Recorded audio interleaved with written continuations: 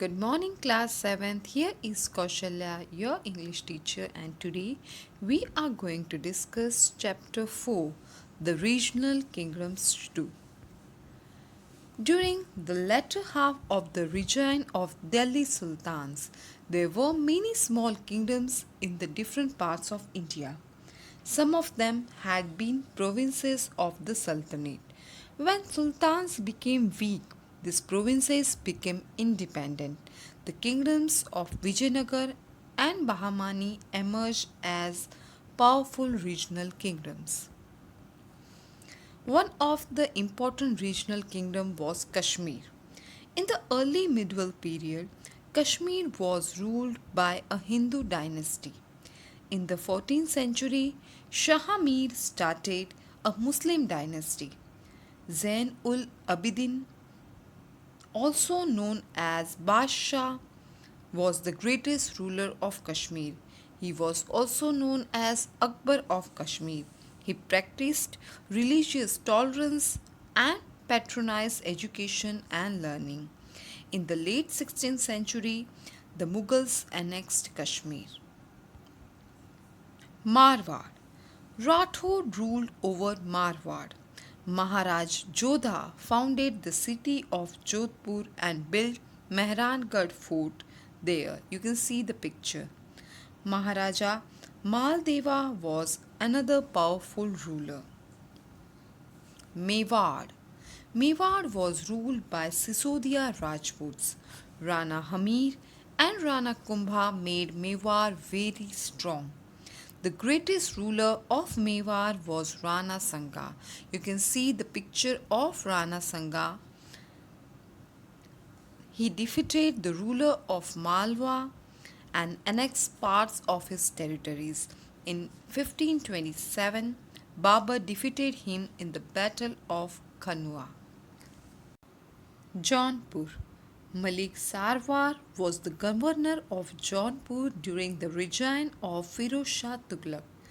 Taking advantage of Timur's invasion in 1398, Malik Sarwar declared his independence and started the Sharki dynasty. The most powerful Sharki ruler was Ibrahim Shah Sharki.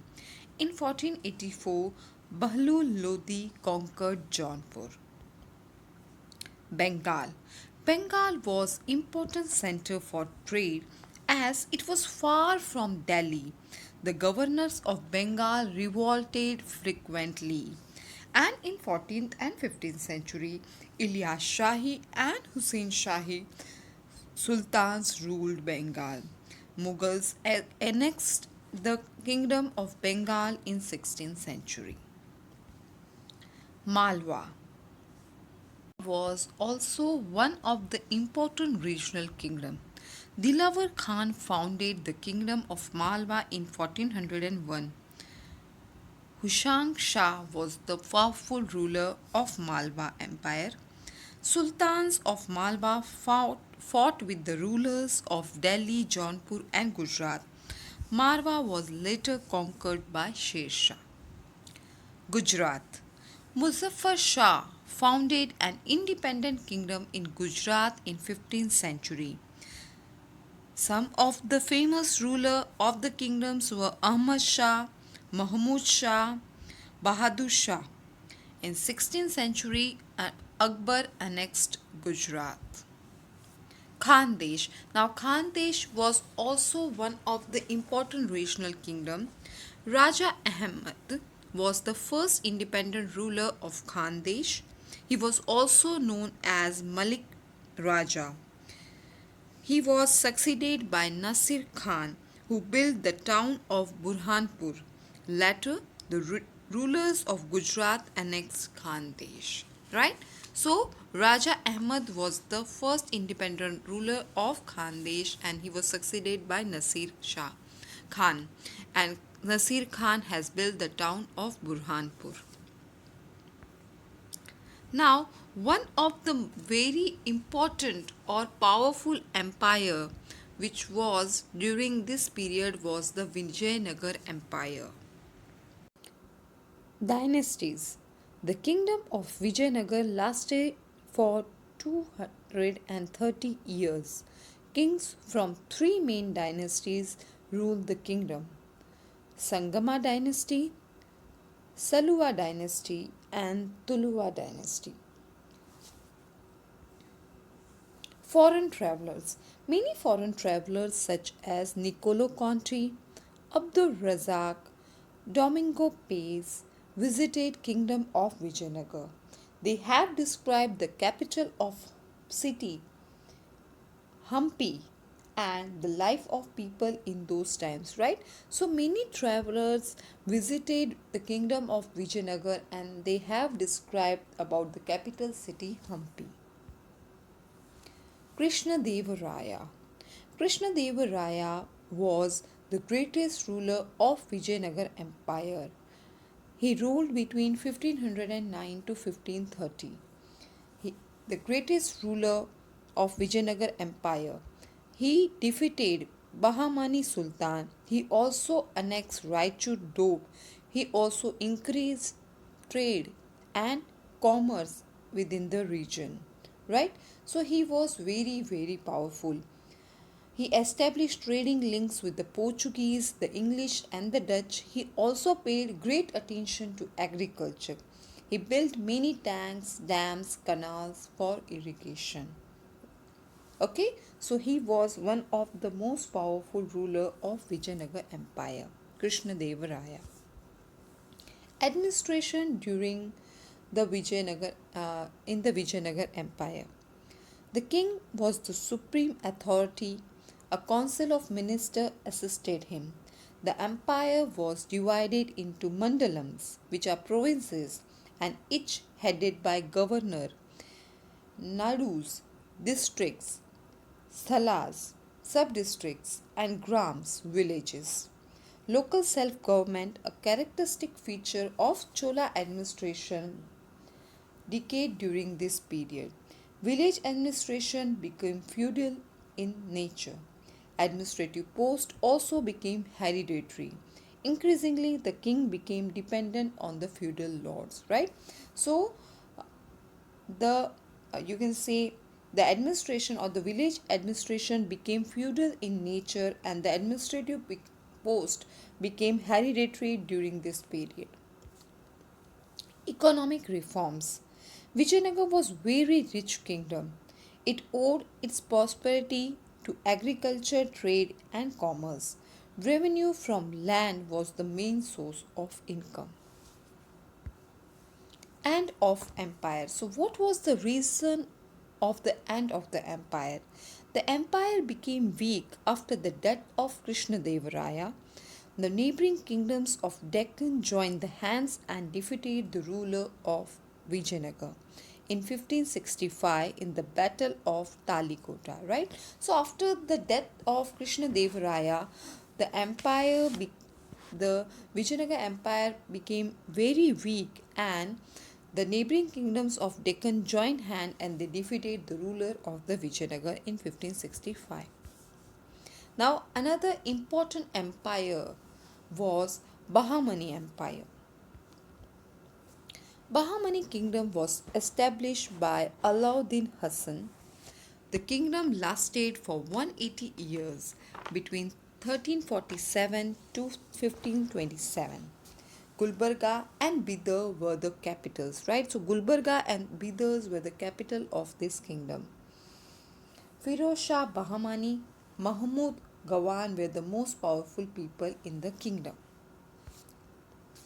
Firoz Shah Bahmani, he ruled between 1397 to 1422. Firoz Shah was a powerful ruler. He defeated Gaunt king Narsingh Rai and annexed some of his territory. He also conquered Raichur Doab from king of Vijayanagar. However, he soon lost it again. He was a learned man. He was good poet and was well versed in Persian, Arabic, Turkish, Kannada and Marathi. He encouraged learned men to migrate to his court. Under him, Deccan became the cultural center of India. Right? So Firoz Shah was powerful ruler and he was even learned man. He was a good poet as well. He was well versed in Persian, Arabic, Turkish, Kannada, and Marathi. Mahmud Gawan. Mahmud Gawan was the Wazir of Bahmani king Mahmud Shah III. Mahmud was a Persian by birth. For 18 years, he managed the affair of the kingdom. Right? So he was the Wazir of Bahmani kingdom, and he managed the affairs of the kingdom for 18 years. He expanded the kingdom and also reorganized the administration.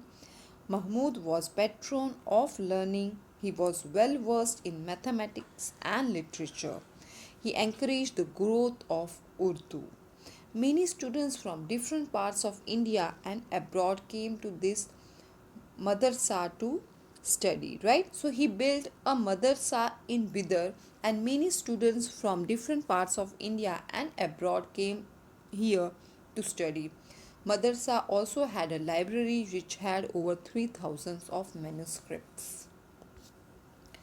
Deccan Pardesi conflict. Now, what is Deccan Pardesi conflict? The kingdom was witness to continuous conflict between two groups of nobles at court, Deccan and Pardesi. Deccan were the local origin. The Pardesi had come from Iran, Arabia, and Central Asia. So, here there was a continuous conflict between the nobles among the Deccan, that is, among the locals, and the Pardesis, that the nobles who were not local, who were from Iran, Turkey, Arabia, Central Asia. They were looked upon as foreigners by the local Deccan nobles. The two factions were always scheming against one another, right? So the Pardesis were looked upon as foreigners by the locals, and that was the reason of the conflict. Administration in Bahmani Empire. The Wazir or Wakil headed the administration. There were other senior officials like head of finance, head of foreign affairs, head of religious and judicial departments. So there were head for different departments in the administration. The kingdom was divided into many provinces called Taraf. Each province was under the governor, and which was called Amir or Tarafdar. He was paid through Jagirs. The governor had their own army. They helped the king with men and equipments in the times of war. End of kingdom. Later, the kings were weak. This led the governor in the provinces to declare their independence. By 1527, the kingdom has split up into 5 independent sultanates, right? So, due to the weak kings, the governor in the provinces declared themselves independent, and by 1527, the kingdom had split into 5 independent sultanates. Ahmednagar, which was ruled by the Nizam Shahis, Bijapur, ruled by Adil Shahis, Golconda, ruled by Qutub Shahis, Berar, ruled by Imad Shahis, and Bidar, ruled by Barid Shahis, right? So this was the reason for the end of the kingdom. So I hope you have understood the chapter properly. Thank you.